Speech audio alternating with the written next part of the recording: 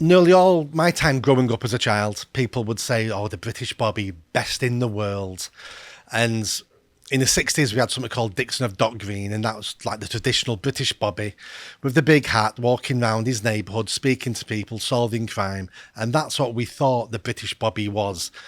But things have changed over my lifetime and over several decades. Dixon of Dock Green has now turned into, if we can have the next, it's turned into this. This is a Greater Manchester police constable at a Pride event, the Pride Bumblebee. It's not a local clown. It's not. It's a police officer. Luckily, the new chief constable of Greater Manchester has stopped all this now. He seems to be doing really, really well. Stephen Watson, I believe his name is. So this wasn't happening anymore. I've trained police officers over a decade ago in community and youth engagement. I've been based in police stations when I worked for Manchester Council. You know, I've directed police officers with their patrol plans and looking at different crime. I understand how the police work. And we've fallen so far, and it looks like we're continuing to fall as a nation. But it gets worse. I was on GB News yesterday talking about knife crime. Some stats came out yesterday. The knife crime deaths in the UK are the worst they've ever been. Well, the worst have been in 76 years. More people are being killed every year now than in the last 76 years. What are your feelings on the British police at the moment? Have you ever heard the phrase, British Bobby, the best in the world? I've heard the old joke, which is that, you know, in heaven the police are British and in hell they're German. Right. I mean, that's always been true. Yeah. But I mean, I think probably the Germans are still worse, but I don't know. I wouldn't want the British if I can help it. Well, let's not compare the British police to other police forces, because if we compare the British police to Chinese police, Ugandan police, yeah, sure. we've still got, you know, a good police service compared to many other countries, but compared to how it used to be, there's a reason I picked the Germans, which is the biggest complaint with the modern policing force is that it's a political one. The Germans are the same thing in the modern age, which is they do arrest people for thought crimes. I'm like, well, yeah. That's not a police service. Yeah, hate crime. You guys go to jail for hate crime in Germany. Denying the Holocaust is you go to jail in Germany for that. You can go for here as well. Did you know that? No. No. So this is not a law, yeah. But instead, because being grossly offensive is a crime, yeah. denying the Holocaust online is now illegal. Yeah. There was a lady who did it in a song, and she was charged and sentenced. Yeah. Even though it's not a crime. Yeah. Great. Yeah, that's the Miscommunication Act, which needs to go. If we have the next link... But things are a lot worse than we can possibly imagine. We've got used to the police not solving crimes, but we have police officers now who are actually the criminals themselves. And I don't mean shoplifting criminals, I mean proper criminals. This PC, all these stories we're talking about today, I found all were in court in January. Were all press stories in January this year. I just looked in 1 month. PC admits to grooming and abducting and sexually assaulting a 13-year-old girl. Mr. Siddiqui of West So, Midlands. the name shouldn't surprise anybody, but this isn't just about the fact that he's Asian heritage. If we look at the next... Well, no. We've also got a couple of other ones that we've heard of. A couple of days ago, we had David Carrick, police officer, has been sentenced to 30 years in jail for multiple rapes, multiple sexual assaults, imprisonment. He's worked for the police for over 30 years, and he's had 9 internal investigations into his behaviour, and he was found not guilty in all 9 of them. What are the police doing when women are reporting police officers over decades of being a wrong-un, and the police still can't find any evidence and are still letting that officer go on and on and on? And then we had the case a couple of years ago with Wayne Couzens, who kidnapped the girl on the street, raped her, murdered her, and he's got a life sentence. His nickname in his station was the Rapist. That's what other officers referred to him as. That was his nickname, the Rapist. Is that not a red flag? I don't know any of my friends who've got that as a nickname. And if you had that as a nickname, you'd either be saying to your friends, that's not appropriate, or you'd be saying to yourself, he's not the sort of person I want to be, my friend. Is there no one who joined the station who was like, so why is he called the Rapist? Yes. Because he gave everybody the creeps. Because of things he would say, because of his mannerisms. There was red flags all the time. Plus the 9 complaints of women about what he'd done to them. And This is how far the police have fallen. We've got serious criminals working for the police. Now, to be fair, these are all outliers. Any organisation, you can find the one or two people who do something horrendous. You'll always find that. So I don't want to tout all police officers with these 3 incidents here. But it's worse than this if we have the next link. At the moment, the Met Police in London are investigating over 150 officers for sex offences and racism. It's like we're not looking at 1 or 2 officers now, 1 or 2 bad apples in the barrel. We're now looking at a proportion of our police are not fit to be doing the job, never should have been recruited. And what makes me more angry about this is these 150 officers have now been taken off face-to-face work with the public. So now they've been put behind a desk. There's 150 officers not on the streets in London. One of those people, I'm fairly certain. Do you remember the image of a Muslim woman who was battering lockdown protesters? It went viral because people are pro-lockdown. So Yeah. She was tiny with a baton. Yeah. But the people were like, why are people singling out this Muslim woman? And she went viral for that. The moment she went viral, people also found out her views on Jews because they found her Twitter account. Basically just being like, the Jews are behind 9/11 and deserve what they get. And it's, oh, good.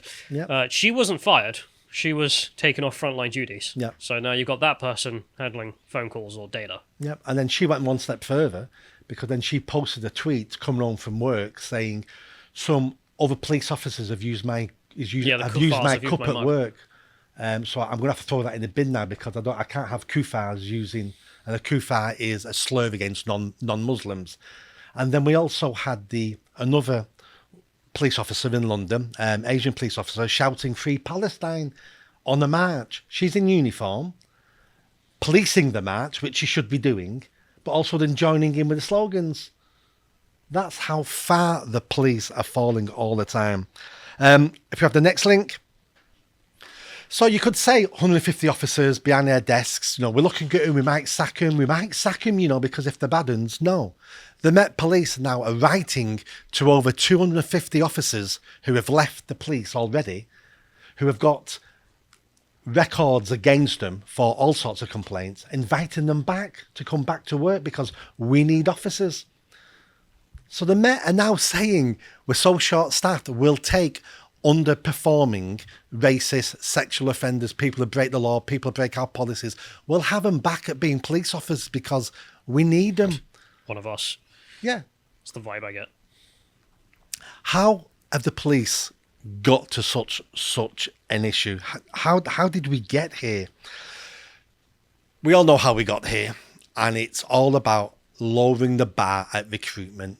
And why have we lowered the bar? We've lowered the bar so more people from different groups who we think are special can join the police. This started in the 60s and 70s, and it started with wanting more women to join the police force.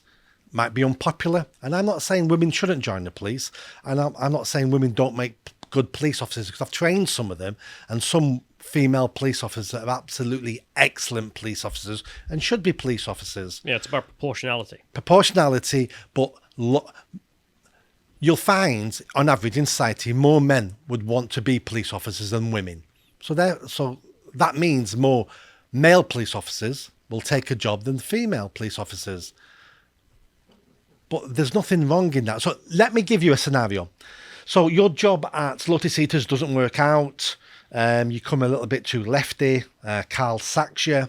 You then need money for your rent. So you become a burglar. So one Friday afternoon, you're in someone's house. Because obviously you need some money for crack. You've got a big bag, so you put a carriage clock in it. You're going through someone's knicker drawer, you're looking for jewellery, you put some jewellery in it, and then you hear police sirens outside, and you run through the front window and look.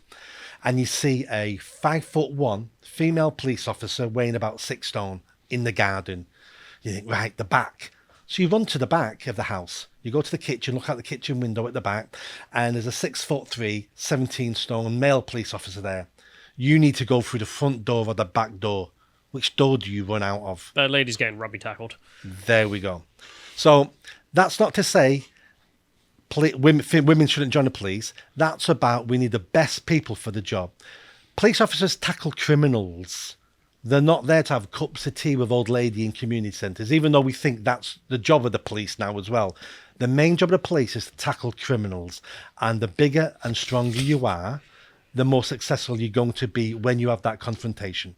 Hey, you're not wrong. I'm imagining just like the purpose of the police is to crack down on lefty crack habits, which, is also true. Well, the best thing you can do for the police is not to go too lefty, not get sacked, don't take crack, and then don't be a burglar. So if you can do that, you'll be helping the police out. Ethnic erasure. So after we started lowering the bar, the height, the physical, the strength of new recruits, we then said, do you know what? We need more people from ethnic minorities now to join the police, because you can't police a community if you don't look like that community. That can't happen. Well, the first thing I would say is every single immigrant who's come into the country, who's not white, left a country where every single one of their police officers looked like them. It didn't deliver a good police force, did it? Or a nation, because they didn't stay there. They came here because if we run services based on competence, not on tribal loyalties, you get a better service and a better nation. Let me give you a story of what a chief inspector told me a couple of years ago when I was running for Mayor of Greater Manchester. I was talking about the policing and the changes I'd make to the policing if I was elected. And he gave me a story about how the police are failing. He was sat at a recruitment panel and they interviewed 30, 40 people to be new police officers. And one of them was an English man of Bangladeshi heritage. But he was born here, spoke just like me. And they did the interview, they did the physical test, passed it, did a written test, he passed it, and then they did another written test, which was give us an example of one of the best days of your life. So that's all about, they can look at your English level, your description, because you have a lot of reports in the police for court. So this gentleman wrote a story about, I went to a nightclub, I met this married woman, we went back to a hotel, we had sex all night, she was fantastic. I phoned next morning, I wanted to spend more time with her before she had to leave to go back to her husband. So I phoned my boss up and told him I was ill so I could spend more time with her. It was one of the best nights and best days of my life. So that was the story he'd wrote for a job interview with the police. Immoral liar. Yes. Right? So this chief inspector said, veto. No, he's immoral. Not about sleeping with a married woman, but the fact he thinks it's an appropriate story to say a job interview means his logic's not correct. He phoned up his boss and lied why he didn't come into work. So that's not, so no. His bosses overruled him and said, no, we're going to give him the job because we need more people of Bangladeshi heritage in our police force. So he got given the job. So you think, that's not right, but it gets worse. So many years later, the chief inspector was then working at internal affairs, looking for corrupt police officers, and investigated this same officer several years later, had to arrest him and sack him. Why? Because he was going to his friend's. His friend was working in a sports shop in the city centre, and he would go in out of uniform, buy a pair of expensive trainers for £100, and his friend would give him 8 pairs, and they would sell them all online and split the profit. And he was going in every couple of weeks, buying 1 pair, getting 8, all caught on video, fraud, theft. Got arrested, got sacked. And this chief inspector was saying to me, when we lower the bar to allow people of any demographic, but especially of ethnic minority. Immoral liars, yeah. I think, is a bar that you can't lower. But when we lower it to get people of different ethnic minorities to join the police, who never should have joined the police, they then end up messing up. We end up sacking them, and then that makes the police look racist for sacking more ethnic minorities. It's not because ethnic minorities don't make good police officers. They do. I've trained them. Some are amazing. It's because we keep lowering the bar. And when we lower the bar, we take the scrapes of different communities who we end up firing, or they end up being, some of these people that get arrested. We're damaging ourselves and damaging the police. What do you think on that? You're obviously not wrong. I just think it's hilarious, frankly. Yeah. It's just the idea that you could lower the bar to accept people who are obviously not fit for the job. And then you're surprised that they fail in the job, such as becoming a corrupt, immoral liar. Well, we knew that at the interview, but never mind.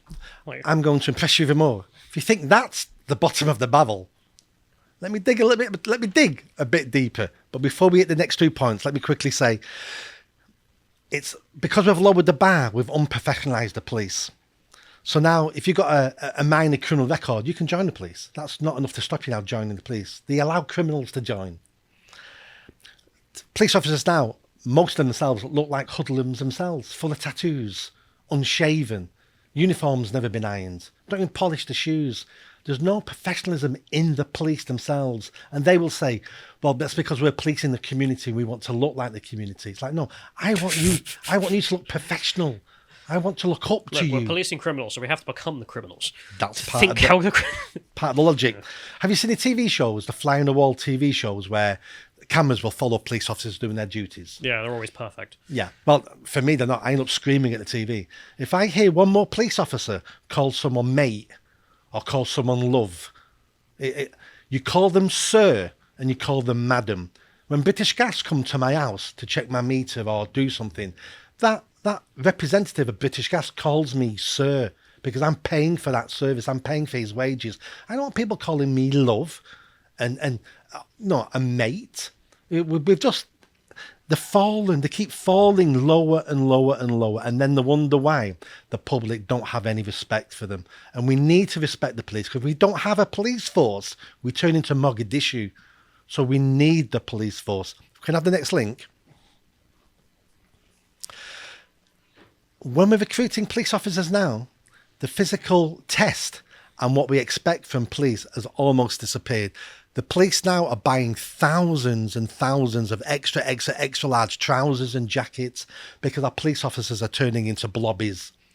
So if we've got blobbies on the beat, again, how are they going to stop crime? How are they going to fight criminals when they're unfit? The Met Police have over 3,000 police officers who they cannot fully deploy because of their health. So they're sat behind desks. And when you wonder why they're policing our tweets, it's because, well, these police officers need to do something. They can't go on the streets and police because they're not healthy enough mentally or physically. So put them behind a desk and let them look at Twitter and Facebook. And we wonder why we see no police. It's because they're unfit and they're sat behind desks in the station. I mean, if you did see them, it'd take up your whole view anyway. Yeah. The police at one point used to have annual fitness tests and had to be in shape to do the job because it's a physical job. If you want to be a data processor and you want to be obese, that's fine for you. Make that choice. You have to be mentally healthy, because if you've got, a sub 60 IQ, you're not going to be able to do the job. No. In the same way that if you want to be physical in the job, you kind of have to be physically fit. Let's take people on merit to be our police officers. The best example to round this up, the best example I could find was this. So the Met Police are accepting people who can hardly write English, hardly read English, and can hardly speak English. Why? No, to represent the community. Because it represents the community and it increases their diversity. I don't know if you saw, I found a job on, I was looking up jobs, and I found there's a job with Border Force going at the moment. I think it's still up, actually. Speaking English isn't a requirement to work for Border Force. This is a frontline officer position. Yep. Don't have to speak English. Again, equity. It's all about equity. It's all about diversity. So we'll accept functionally illiterate applicants to be police officers and give them a job. And then we'll wonder why their performance is inadequate.